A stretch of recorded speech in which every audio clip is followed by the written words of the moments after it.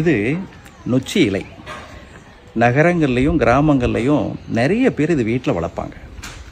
எதுக்காகனா இது ஒரு மருத்துவ குணமுள்ள மூலிகை செடி. இந்த நொச்சி இலை என்ன பண்ணுவாங்க, கொசுத்தொல்லை இருக்கிறவங்க புகை மூட்டம் போட்டு வீட்டில் காட்டுவாங்க.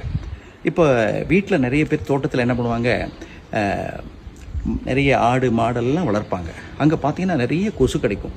அப்போ என்ன பண்ணுவாங்க, இந்த நொச்சி இலையோட தும்பை இலை, வேப்ப இலை மூணையும் என்ன பண்ணுவாங்க, நெருப்பு மூட்டி அந்த புகையை அந்த மாடு ஆடு கட்டிக்கிற இடங்கள்ல காட்டுவாங்க. கொசு ஓடி போயிடும்.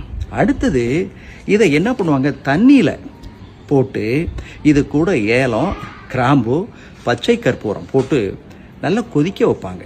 கொதிக்க வச்சு அதை ஆவி பிடிக்க சொல்லுவாங்க.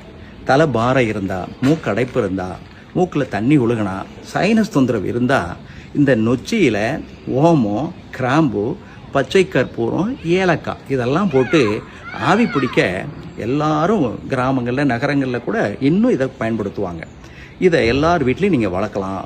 தேவைப்படும் பொழுது இதை நம்ம தண்ணியில் போட்டு ஆவி பிடிக்கலாம். மருத்துவ செலவே கிடையாது, பக்க விளைவும் கிடையாது. ட்ரை பண்ணி பாருங்கள், கண்டிப்பாக உங்களுக்கு பிடிச்சிருக்கும்.